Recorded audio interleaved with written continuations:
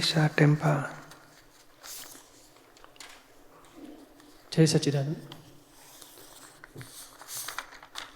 Hello. મારો પ્રશ્ન છે કે સર્વધર્મ કે સંપ્રદાય, સંસ્થા કે કોઈ પરિવાર એ સંભાવ કે સદભાવ હોવો જોઈએ, અરે કે સ્વીકાર હોવો જોઈએ?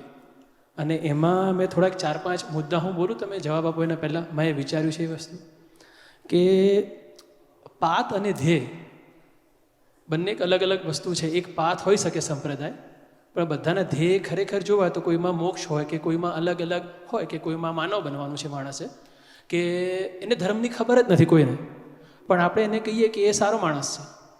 અને કોઈ ધર્મનો અનુયાયી હોય પરિવારનો, પણ એ સારો માણસ ના હોય, કારણ કે એ કોઈ પણ કારણસર પોતાના જે વિચાર છે, વાણી, વર્તન એને સંયમ રાખી ના શકતો હોય. તો પણ એટલે ધ્યેય ને પાતની વાત છે. તો મને એવું લાગે કે કોઈ પણ સંપ્રદાયના અનુયાયીઓ હોય એ પાથ પર વધારે ભાર આપે છે ને ધ્યેય ભૂલી જાય છે. પાપ પુણ્યની વાત કરો છો? પાથ એટલે માર્ગ, સોરી, પાથ, માર્ગ અને ધ્યેયની વાત કરું. મેં થોડું અંગ્રેજીમાં ના વાંધો નહીં. મેં કીધું પાપ અને શું કહે છે? એટલે પાથ અને ધ્યેયમાં ભટકી જાય છે કે પાથ એક સોરી માર્ગ અને મારો પક્ષ, હા, પક્ષ અને ધ્યેય. તો એ માર્ગ હોય તો માર્ગ અલગ અલગ હોઈ શકે, પણ ધ્યેય એક હોવો જોઈએ. પણ ધ્યેયના સ્વરૂપ અલગ અલગ હોઈ શકે પાછા. તો મોટા ભાગે તમે કોઈ સંપ્રદાય, ધર્મના અનુયાયીઓ જોડે વાત કરો તો એ લોકો ધ્યેયની વાત કરવા કરતાં કયા માર્ગ પર ચાલે છે એમાં પકડીને કોણ સારો કોણ મોટો, એના કરતાં એકબીજામાંથી જે ગુણો લઈ શકાય એને કંઈ બદલાવાનું નથી. હવે હું આજે કાલે કોઈ મુસલમાન જોડે વાત કરું તો હું હિન્દુ મટીને મુસલમાન નથી થઈ જવાનું. થઈ જવું એક મારી બીજી હોઈ શકે કે ભાઈ મને એવું લાગે કે આનાથી મારું કલ્યાણ થાય છે, હું થઈ શકું. પણ મોટાભાગના એની અંદર એ ગુણોનો સ્વીકાર કરવા કરતાં ખરેખર લોકોને તોડવાનું કામ કરે છે. ધર્મ એ સંપ્રદાય કે સંસ્થા, પરિવારનું કામ જોડવાનું છે, યોગ કરવાનું કામ છે. પણ એ અનાયાસે વ્યક્તિ પૂજાના લીધે ઘણીવાર એ માણસ એકબીજાથી અલગ થઈ જાય છે. તો માણસ કેવી રીતે બીજા જ લોકો સાથે રેશનલાઇઝ થઈને ધ્યેય પર વાત કરી શકે? અને મારો એક અનુભવ છે, એકવાર હું એક જાણ્યા વગર ક્રિશ્ચન ભાઈને મળ્યો હતો. તો એમને શરૂઆતમાં એવું લાગ્યું કે આપણે ભારતમાં ક્રિશ્ચન મિશનરીઓ ઘણી ચાલતી હતી, તમને હજી પણ ચાલતી હશે મને ખ્યાલ નથી, પણ ઘણી જગ્યાએ કન્વર્ટેડ ક્રિશ્ચન્સ લોકો હતા. અને એમાં કેવું થતું કે એ લોકોને પૈસા આપતા, જરૂરિયાત હોય તો સામાન્ય જરૂરિયાત પૂરી પાડીને એ લોકોને કન્વર્ટ કરતા. તો એમાંથી એક ભાઈ મને મળ્યા હતા. તો પહેલાં એમને એમ થયું કે હું એમને બદલવા જઉં છું કે એવું છે, પણ એવું હતું નહીં. એમની એ જ્યારે જે મનની એ વસ્તુ જે એમને દુવિધા હતી એ જ્યારે 100% દૂર થઈ ગઈ, અને પછીનો જે અમારો અડધો કલાક કે 45 મિનિટની જે વાર્તાલાપ હતો જો કોઈ સાંભળે તો એબ્સોલ્યુટ સ્પિરિચ્યુઅલિટીનો અનુભવ થઈ શકે એની અંદર. તો માણસ સતત એવી જાગૃતિમાં કેવી રીતે રહી શકે કે માર્ગને યાદ રાખી અને માર્ગ પર રહે પણ ધ્યેયને ભૂલે ના? એટલે અમારું એ જ કામ છે. જો ને અહીંયા એક સંપ્રદાયના નથી, કેટલાક જૈન છે, કેટલાક વૈષ્ણવ છે, કેટલાક સ્વામિનારાયણ, કેટલાક ઇવન ક્રિશ્ચિયન પણ છે, કેટલાક મુસલમાનો પણ આવે છે, ખોજા લોકો આવે છે, બધા ધર્મવાળા. અહીં કોઈને જુદું લાગતું જ નથી. અમે શું શીખવાડીએ? અને આ તો નહીં, પણ જેમ બાળ મંદિરથી PhD સુધીના ક્લાસ ના હોય કોલેજમાં, તો દરેક એની જગ્યાએ સાચો છે, એના ટીચર છે, એના સિલેબસ છે, એના સ્ટુડન્ટ છે, એના જગ્યાએ યોગ્ય છે, એ ઉપર ચડી રહ્યો છે. એટલે દાદા ભગવાન શું શીખવાડતા? There are 360 degrees. અને પોતે જે સેન્ટરમાં આવેલો માણસ હોય એને કોઈ રેડિયસ જોડે જુદાઈ ના હોય. એ જાણે કે આ 200 ડિગ્રીવાળો એના વ્યૂ પોઈન્ટથી સાચો છે, 250 વાળો એની જગ્યાએ સાચો છે. અને એ પણ ડેવલપ થતો 360 પૂરી કરશે એટલે સેન્ટરમાં આવશે. એટલે centre is the ultimate goal of the life. સેન્ટરમાં આવવા માટે જેમ PhD થવું એ સ્ટુડન્ટનો ગોલ હોય છે, ડૉક્ટર થવું, તે 5 ધોરણથી 6ઠ્ઠામાં જાય છે, 12મા વાળો કોલેજમાં આવે છે, કોલેજવાળો 2nd year, PhD 1st year વાળો 2ndમાં જાય. કરતાં બધા છેવટે પ્રોગ્રેસ કરીને PhD થવું, આઉટ ઓફ PhD નીકળશે પછી. એટલે આવી રીતે જો જીવન સમજીએ કે દરેક ધર્મ સાચા છે, સરખા નથી, એની જગ્યા યોગ્ય છે. એ લોકો ડેવલપ થતાં એના સ્ટુડન્ટને ડેવલપ કરે છે. 5મા ધોરણવાળો 6ઠ્ઠામાં મોકલશે, અને 6ઠ્ઠાવાળો એવું નથી કહેતો કે 5મું ખોટું કહેવાય, 7મું ખોટું કહેવાય, આપણું સાચું, આપણા ગુરુ સાચા. કોઈ દાડો ઝઘડતા નથી કે ના અમારી કોલેજના સ્ટુડન્ટ છે, આ 5મા લેવલમાં છે, એ 6ઠ્ઠામાં જશે, 6ઠ્ઠાવાળો 7મામાં જશે. સપોર્ટ કરે છે, ટીચરોમાં જુદાઈ નથી હોતી, સ્ટુડન્ટમાં જુદાઈ નથી હોતી, પણ દરેક જુદા ક્લાસમાં બેસે છે, જુદો સિલેબસ ભણે છે, જુદા ટીચર એને શીખવાડે છે, પણ જુદાઈ હોતી નથી. અમારી કોલેજના છે કે અમારી કોલેજના 5મા ધોરણનો વિદ્યાર્થી 98% લાવ્યો, ફર્સ્ટ આવ્યો, બધું આનંદમાં રહે છે બધા, અને ડેવલપ થતાં એકબીજાને નેગેટિવ કરતા નથી. હવે બીજી વાત, કોઈ ધર્મ લડવાનું શીખવાડતો નથી, અને ધર્મવાળા લડ્યા વગર રહેવાના નથી. એ ઘર્ષણ એ સંસારનું ડેવલપમેન્ટ છે. એ ઘર્ષણ કરીને શિંગડા તોડશે, એકબીજા અહંકારના શિંગડા તૂટતા જશે, તેમ ઉપર ચડતો જશે. જો જ્યારે સેન્ટરમાં આવેલો માણસ, એને પછી કોઈ ધોરણવાળા જોડે પક્ષપાત હોતો નથી, ભેદ હોતો નથી, જુદાઈ હોતી નથી, એને ત્રાસ આપતો પણ નથી, પોતે એનાથી દુઃખી થતો નથી, કોઈને દુઃખ આપતોય નથી. એ જ્યારે છેલ્લા વિતરાગની કોલેજમાં આવે છે, PhDના છેલ્લા વર્ષમાં આવે ને, ત્યારે પછી તમે જે કહો છો ને એવી સ્થિતિ પ્રાપ્ત કરે. પછી એની માટે બધા સરખી, બધી રેડિયસ સરખી, અને તું જ્યાં છે ત્યાંથી એક ડગલું આગળ ખસ, ત્યાંથી પછી આગળ ખસીને હજુ ઘણું આગળ છે, સેન્ટરમાં આવો, મારા જેવો થા, વિતરાગ થા, તો આ દુઃખનો અંત આવશે. નહીં તો આ ઘર્ષણ તો જગતમાં રહેવાનું છે. હસબન્ડ વાઈફને ઘર્ષણ રહે ને, બહારના ધર્મોની વાત ક્યાં કરે, ઘરમાં જ ઘર્ષણ ચાલતું હોય, બાપ છોકરા વચ્ચે હોય ને, હસબન્ડ વાઈફ વચ્ચે હોય, મા બાપ છોકરા વચ્ચે હોય, કેટલા સાસુ વહુ વચ્ચે હોય. ઘર્ષણ વગર તો દુનિયા રહી જ નથી. પણ જેને છૂટવું છે એણે આ દાદાએ રસ્તો બતાડ્યો, પ્રતિક્રમણો કરો, રાગ દ્વેષ એક વ્યક્તિઓ માટે, ધર્મના ભક્તો, ભક્તાણીઓ, સંતો, ગુરુઓ, આ સાધુ, આચાર્ય, ઉપાધ્યાય, એક માટે રાગ દ્વેષના પ્રતિક્રમણ કરો, અને તો તમે સેન્ટર તરફ આવશો વધારે ને વધારે. જેટલા ધોવાઈ ગયા, બધા સાથેના રાગ દ્વેષ ધોવાઈ ગયા, તમે સેન્ટરમાં આવી જશો. પછી તમે વિતરાગ થશો, મોક્ષ માટે પણ છૂટશો, અને જગતને કામ લાગશો, કલ્યાણનું કામ કરી શકશો. એટલે હું એવું ચોક્કસ માનું છું કે કોઈ ધર્મ સંપ્રદાય તોડવાનું કામ કરતો જ નથી, પણ અનુયાયીઓ પૂર્વગ્રહથી એ જ મુશ્કેલી છે. અને તત્વને સમજ્યા વગર અનાયાસે એ જાગૃતિ વગર થાય છે.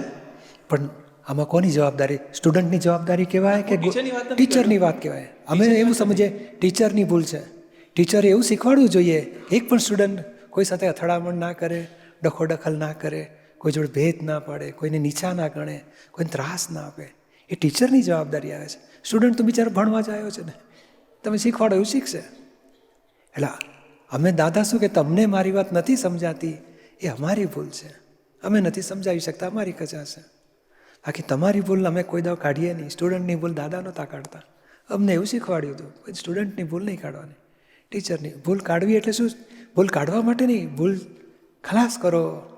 ભૂલ વગરના થશો તો પછી સ્ટુડન્ટને પણ તમે ભૂલ વગરના થવા માટેના રસ્તે ચડાવી શકશો. સમજાય વાત છે ને? જય સચિન. જય સચિદાનંદ. પૂજ્યશ્રી પત્તો. પૂજ્યશ્રી, એવું લાગે છે કે ઓપિનિયનનો જે રોલ છે ને પ્રતિક્રમણ કરવામાં, ઇટ ઇઝ વેરી ઇમ્પોર્ટન્ટ. અત્યાર સુધી જે પ્રતિક્રમણ કર્યા છે ને, બેકગ્રાઉન્ડમાં તો ઓપિનિયન હોય જ છે વ્યક્તિ માટે. એ ચોખ્ખા કર્યા સિવાય જે પ્રતિક્રમણ કર્યા છે ને, પહેલાં કે પ્રતિક્રમણનું ફળ પણ આપણને અનુભવાતું નથી.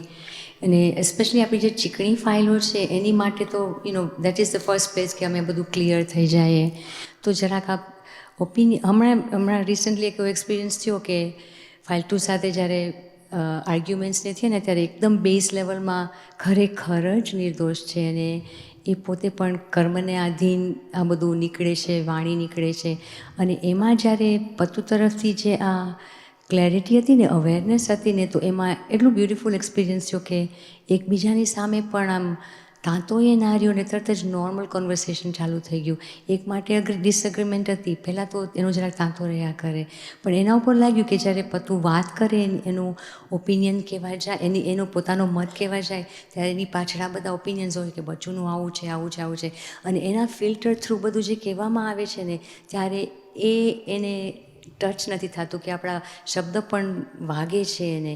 અને એનો તો એટલે મને લાગે છે કે આ જો ઓપિનિયન્સ 100% ક્લિયર થઈ જાય ને, જે કાંઈ હોય 0 ઉપર આવી જાય અને આવી જાગૃતિ રહ્યા જ કરે. ઓપિનિયન વગરની સ્થિતિ શું? તો કે 5 આજ્ઞા, શુદ્ધાત્મા જુઓ, રિલેટિવ વ્યવસ્થિતને તાબે છે, અકર્તા છે, રિયલમાં શુદ્ધાત્મા છે, નિર્દોષ છે, એ જેટલું આજ્ઞાપૂર્વકની દ્રષ્ટિ હશે તો ઓપિનિયન વગરની સ્થિતિ થશે, અને ઓપિનિયન વગરની સ્થિતિ હશે તો નિર્દોષ. અને પછી તો એ નિર્દોષ જોઈશું ને પછી જે રાગદ્વેષ થયા, દોષ થયા એ પ્રતિક્રમણ કરશું ને તો કાયમ મૂળમાંથી ચોખ્ખું થશે બધું.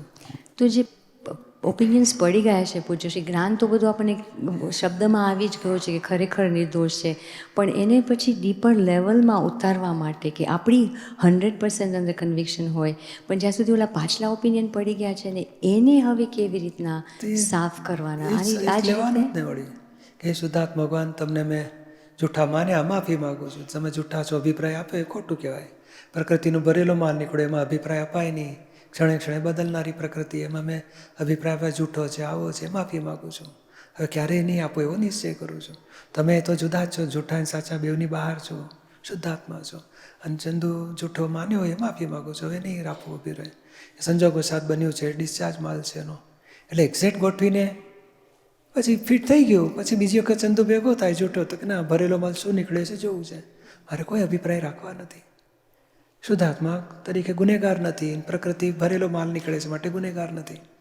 એ મારી દ્રષ્ટિ એ પળ ચોખ્ખું કરી નાખો તો પછી મને એ ભેગા થશે જ ચંદુભાઈ, ત્યારે મને એની માટે અભિપ્રાય કે પ્રિજ્યુડિસ હાજર નહીં રહે. નિર્દોષ જ રહેશે. રિલેટિવમાં ભરેલો માલ, રિયલમાં શુદ્ધાત્મા. ચંદુ જુદો ને પોતે શુદ્ધાત્મા જુદા. ચંદુનો શું ભરેલો માલ નીકળે છે એ હું જોનાર જાણનાર તરીકે જ રહીશ, જ્ઞાતા દ્રષ્ટા. અભિપ્રાય ઉડી ગયો મારો. એક ચોખ્ખું કરો ને, એક અભિપ્રાય એક વ્યક્તિ માટેનો ચોખ્ખો કરો, પછી બીજો ચોખ્ખો કરતાં કરતાં તમારી પાસે 2 અભિપ્રાય ચોખ્ખી કરવાની શક્તિ ઉત્પન્ન થશે. 2 ચોખ્ખા કરશો 4ની શક્તિ ઉત્પન્ન થશે. 3 ચોખ્ખા કરશો 9ની શક્તિ ઉત્પન્ન થશે. કરતાં કરતાં તમે જીતી જશો. અને અત્યાર સુધી જે પ્રતિક્રમણ કર્યું છે એ વેસ્ટ નથી ગયું, પણ લાગે કે એનું જે એક્ઝેક્ટ પરિણામ આવવું જોઈએ ને એ નહોતું આવતું. ના, એ 1000 પળમાંથી ધોવાયા, 900 થયા, 800 થયા, 700 થયા, પછી સૂક્ષ્મતા આવતી જાય. પણ હજુ પણ દોષિત જોઈને જેટલા પ્રતિકોણ થાય છે ને એ નિર્દોષ જોઈને જેમ પ્રતિકોણ થશે ને ત્યારે એક્ઝેક્ટનેસ આવીને ઊભી રહેશે. એમ ધીમે ધીમે થતું જાય.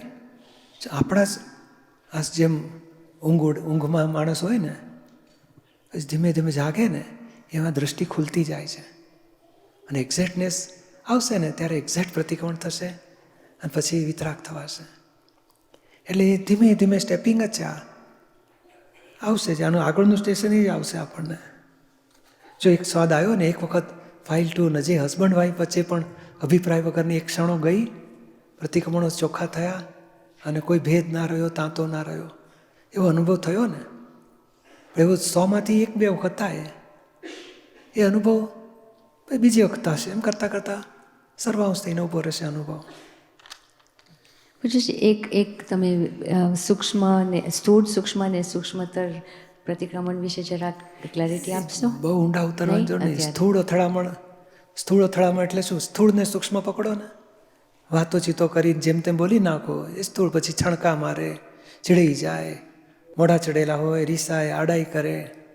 મોઢા ચડે ને કેટલાકને, 2 દિવસે બોલે જ નહીં, અને જમવાનું તો આમ મૂકીને જતી રહે. પેલા મારી માટે શું બનાવ્યું છે, પેલા કે ખબર નહીં આનું શું મગજ ફર્યું છે, મેં શું ભૂલ કરી, જડે જ નહીં બિચારાને. એ બધે સ્થૂળ દોષો, એના પ્રતિકોણ કરો. પછી સૂક્ષ્મમાં ધાર્યું કરવું, અપેક્ષા, આક્ષેપો, અભાવ, તિરસ્કાર, દ્વેષ, નેગેટિવિટી, દુઃખ આપવું, કશાયો, એ બધા જ ચોખ્ખા કરો ને. સૂક્ષ્મતમની વાત આગળ. આટલું તો લેવલ સુધારી શકાય ને. જરૂર પૂજ્યશ્રી, થેન્ક યુ. જય સચિદાનંદ. અવની શાહ, ભાવના પટેલ, મોના શાહ. જય સચ્ચિદાનંદ પૂજ્યશ્રી. પ્રતિક્રમણ ગ્રંથમાં દાદાજી કહે છે કે સામાયિકમાં જે દ્રશ્યો જોયા તે ગયા, જોયું એટલે ચોખ્ખું થયું, ફરી એ દ્રશ્યો ના દેખાય. તો એ સમજવું હતું કે અમારે તો ફરી એ દ્રશ્યો દેખાય છે. હા, તો દેખાય વાંધો નહીં, પણ રાગદ્વેષનું પડ ઓછું થયું. 1000માંથી 10 ઓછા થયા, 990 રહ્યા, પછી 20 ઓછા થયા, 980 થયા. 980માંથી 1 આવ્યું એટલે 979, 79, 78, એમ એક ઓછા થતા જશે. એટલે દેખાય એટલે ફરી પાછા એ ચોખ્ખું તો કરવું જ રહ્યું એમાં. એટલું તમારે એમ સમજવાનું કે એક પડ ગયું, બરાબર, આપણે ચીકણું કરવામાં બાકી રાખ્યું ના હોય ને. બિલકુલ. અને 200-500 હિસાબ 2,000, 3,000, 5,000 પડ હોય, રાઈટ, સાચી વાત છે. હોલસેલના વેપારી 1-2થી ચાલીએ જ નહીં અમે તો. અહીંયા શોપિંગમાં એક નાપકીન ના લાવે, 7 લઈ આવે, 3 જોડી લઈ આવે પાછા. લાલ કલર, લીલો કલર, બ્લુ કલર બધા હોલસેલવાળું જ બધું. દોષોએ હોલસેલમાં કરેલા ધોવાના. એટલે એક પ્રસંગ ફરી દેખાય દુઃખી નથી થવું. ઘણી વખત શું છે, એક પ્રસંગ ધાર્યું કરવામાં એ પ્રસંગ દેખાય, મોહમાં એ પ્રસંગ દેખાય, પછી ભોગવટા વખતે એ પ્રસંગ દેખાય, પછી કંઈ અપેક્ષામાં એ પ્રસંગ દેખાય, પછી જુદી જુદી જગ્યાએ દેખાય. એટલે દેખાય એનો અર્થ એ નહીં કે ચોખ્ખું નથી તો એવું નહીં માનવાનું. બરાબર. દોષોના પળ ઓછા થાય છે, બધા ખલાસ નથી થયા, હજુ ઓછા થશે, ફરી જવાના. અને બીજું કે આ એક જ વ્યક્તિ માટે ઘણા બધા દોષો હોય, આખું લિસ્ટ હોય, તો એ બધાને એક એક ધોવા પડશે હા, કે એક એક ધોવા હારા. બરાબર. ચાનો ડાઘ જુદો ધોવાનો, કાટનો ડાઘ જુદો ધોવાનો, ડામરનો ડાઘ જુદો ધોવાનો, માટીનો ડાઘ જુદો ધોવાનો, અને પછી હામતું નાખી દેવાનું. એ છેલ્લું જાથું કરવાનું. આ ભવ, પૂર્વભવ, સંખ્યાત ભવ, અસંખ્યાત ભવમાં રાગ, દ્વેષ, અજ્ઞાન, વિષય, કસાય જે કાંઈ ભૂલચૂક રહી છે બાકી એ બધાને માફી માગેલો છે. અને પહેલાં તો ઇન્ડિવિજ્યુઅલ ધોવાનું, અને એ જાથું કેટલી વાર કરવાનું? એ એકાદ વખત કરવાનું, પછી બાજુમાં પછી બીજું લેવાનું, ત્રીજું લેવાનું. બરાબર. અને બીજું કે આ નિર્દોષ દર્શન, નિર્દોષનો ભાગ 3 હમણાં જોયો તો એમાં આપ શ્રી કહો છો કે 1 કલાકમાં તો 500 થી 700 દોષ દેખાય, તો એ કેવા હમણાં તો હોય? 10-15 જવાનું ચાલુ કરો ને દાડામાં 5-10 તો દેખાય છે ને. ઘણા બધા દેખાય. બસ એટલું ચાલુ કરો ને, એ જશે એટલે બીજું પડ આવશે, સૂક્ષ્મ પડ આવશે, પછી એ જશે એટલે વધારે સૂક્ષ્મ આવશે, એની મેળે દેખાશે. નહીં અત્યારે આમ ચોખા ખાનાર માણસને કેટલું દેખાય, હોલમાં છું એવું દેખાય, પછી જરાક આંખ ખોલે તો આટલા તો માણસો છે, હા માણસો, પછી હા દેખાય. જેમ જેમ આંખ એની ઊંઘ ઉડતી જાય એટલે બધું વધારે દેખાશે ને. યા. પછી ઊંઘવાળા કે તમે કેવી રીતે 300 કરે, પછી તો જાગને પહેલાં વધારે દેખાશે તને. આ દાદાવાણી હમણાં વાંચી ને પૂજ્યશ્રી, તો એટલા બધા દોષો દેખાય, એમ થાય કે ટાઈમ મળે તો આ કેવી રીતે આ બધા ચોખ્ખા કરવા. હા, થઈ જશે ચોખ્ખો. આત્મા જ્ઞેયો અનેક પ્રકારના હોવાની તેની સામે અનંત જ્ઞાનવાળો છે. એટલે અનંત શક્તિ છે આપણી, આપણે ચોખ્ખા કરીને જઈ રહી છે. આપણે નક્કી કરવાની જરૂર છે કે આ નવરા બેઠા સરસ ચોખ્ખો કરીશું. એટલે આ વર્ષનો ગાંઠો ઓગાળવાનો જ પુરુષાર્થ છે અને નિશ્ચય કર્યો છે. શક્તિ આપજો પૂજ્ય. બરોબર છે. મોના શાહ, બીના કાલરિયા. જય સચિદાનંદ પૂજ્યશ્રી. મારું આ તમારું જ્ઞાન લેવાનું first time I am joining you guys here. Question છે કે આપણે જ્યારે કહીએ છીએ કે આપણે ગયા ભાવના કર્મો આપણી સાથે લઈને આવીએ છીએ, જો મારો શુદ્ધાત્મા અને મોના બે જુદું વ્યક્તિ છે, મને કંઈ મોના સાથે લાગતું વળગતું નથી, તો મારા ગયા ભાવના કર્મો કોને જોઈન થઈને આવે છે? મોનાના એઝ અ દેહ સ્વરૂપને કે મોનાના શુદ્ધાત્માને? ના, મોનાનો દેહ છે, મોનાનો શુદ્ધાત્મા છે, ને વચ્ચે મોનાનો અહંકાર છે. એ અહંકાર જોડે લઈને આવે છે. એ ગયા વખતે મંગળા નામ હોય ને આજે મોના થઈ જાય, પણ નામનો માલિક છે ને એ અહંકાર તો ગયા ભાવમાં હતો, એ જ પાછો આ ભાવમાં આવે છે. એ ગુનો કરનારો અહંકાર ગુના કરી પછી દેહ બદલીને પાછો આ ભાવમાં એ જ ગુનાનો માલિક રહ્યો છે. બુજ્યા દેહથી ગુનાનો દંડ તો પોતે ભોગવશો. નહીં તમે મંગળાબેનનું નામ એક જગ્યાએ રહેતા હોય શાર્લોટમાં, પછી રાલે જતા રહો, પછી ગવર્મેન્ટ પકડે કે નહીં ગુના કરેલા હોય તો, કે આ નામ બદલી નાખ્યું પણ એ જ બેન છે, પકડો એને. એવા નામ બદલાય છે, દેહ બદલાય છે, પણ અહંકાર તો અહંકાર આત્મા તમારા શુદ્ધાત્મા સાથે જોઈન થયેલો છે? કારણ કે મોનાનો દેહ તો બીજું એ સ્વરૂપ અહંકાર લઈને આવવાનો છે. એ શુદ્ધાત્માની અજ્ઞાનતાથી ઊભો રહ્યો છે, પોતાના સ્વરૂપની અજ્ઞાનતાથી પોતે ઊભો રહ્યો છે અહંકાર સ્વરૂપે, અને એક દેહમાં ગુના કરે છે. સારી સાચી કોઈ કહે ને તું નકામી છે એટલે એની સાથે ઝઘડી આવે.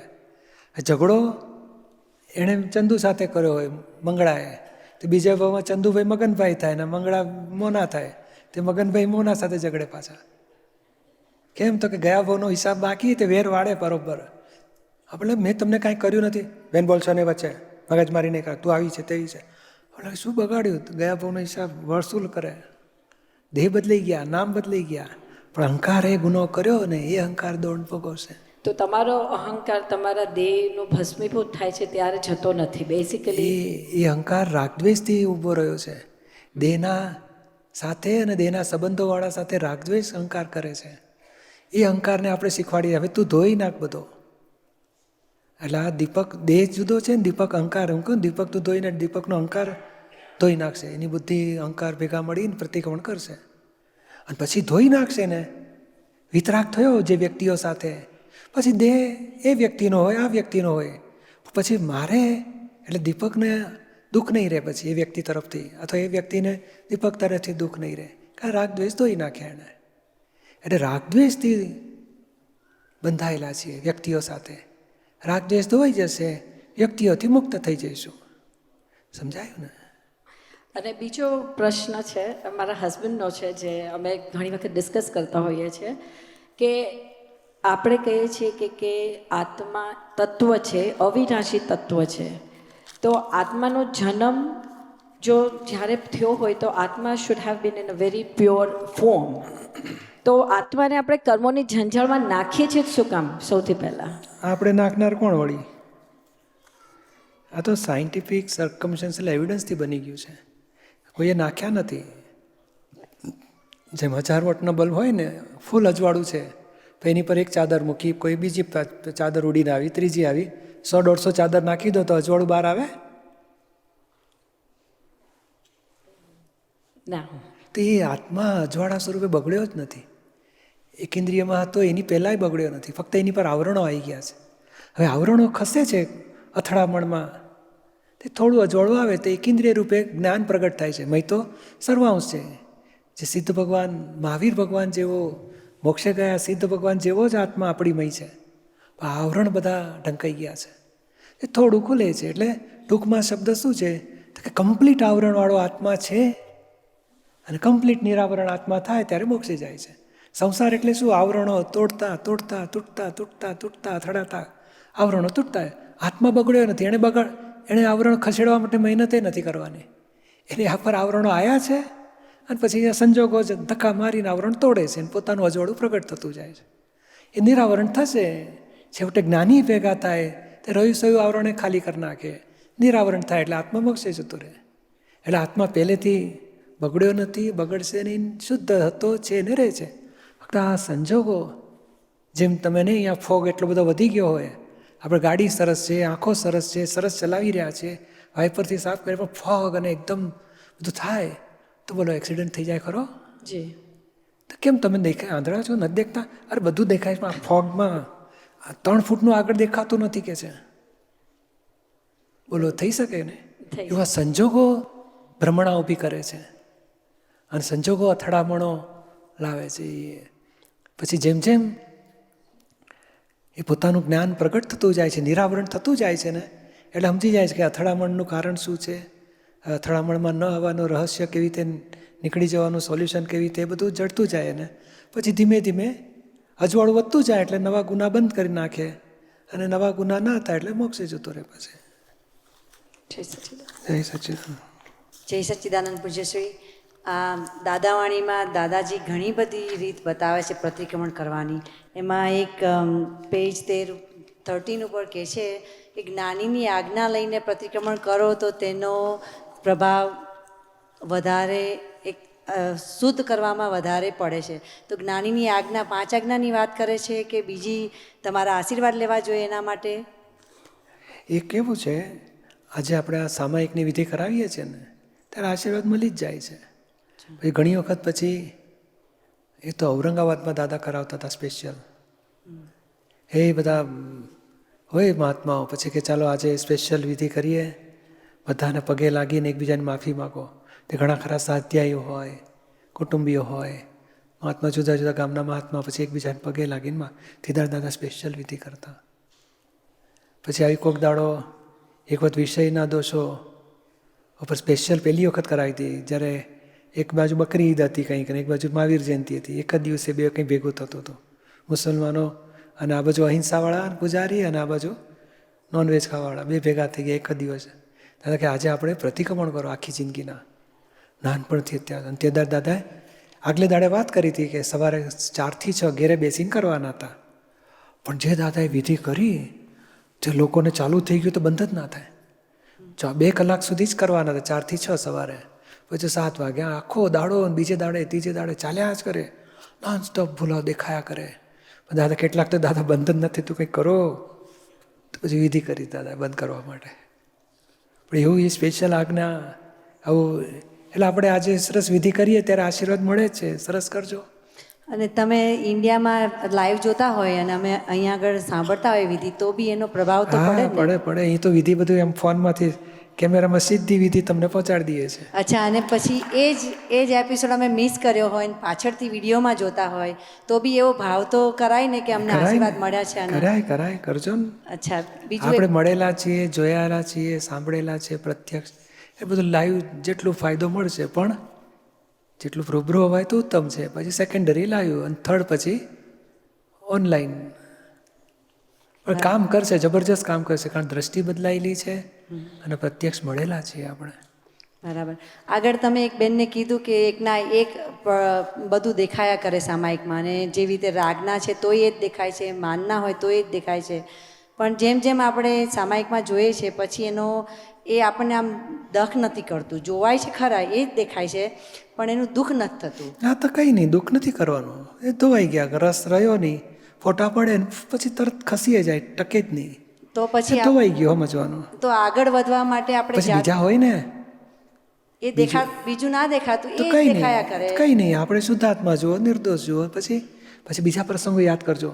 સ્કૂલમાં જતા હતા, કયા રસ્તે જતા હતા, રસ્તામાં કોઈ ભેગું થતું હતું, પછી ક્યાંથી એન્ટ્રી કરતા હતા, કોક દાડો પાછલે બારણેથી દાંડી મારી હતી કે નહીં, ગુલ્લી મારી હતી કે નહીં, હોટલમાં ગયા હતા, કોની સાથે ગયા હતા, શું શું ખાધું, એ બધું પ્રસંગો યાદ કરવા માંડશો પાછું આવરણ તૂટશે. પ્રસંગો યાદ કરવાના, ક્યાં બન્યું હતું, કેવી રીતે બન્યું હતું, પછી આ બાબતમાં શું આ ખરીદી કરી હોય કોઈ દાગીનાની કે આઈટમની, તે કંઈક ઘરમાં કચાશ કરી હતી, પપ્પા જોડે ઝઘડો કર્યો હતો, પછી લઈ લીધેલા પૈસા માગીને, તે પ્રસંગો યાદ કરશો તો એ બધું ખલશે, કંઈક જડશે આપણને. જય સચ્ચિદાનંદ. Thank you.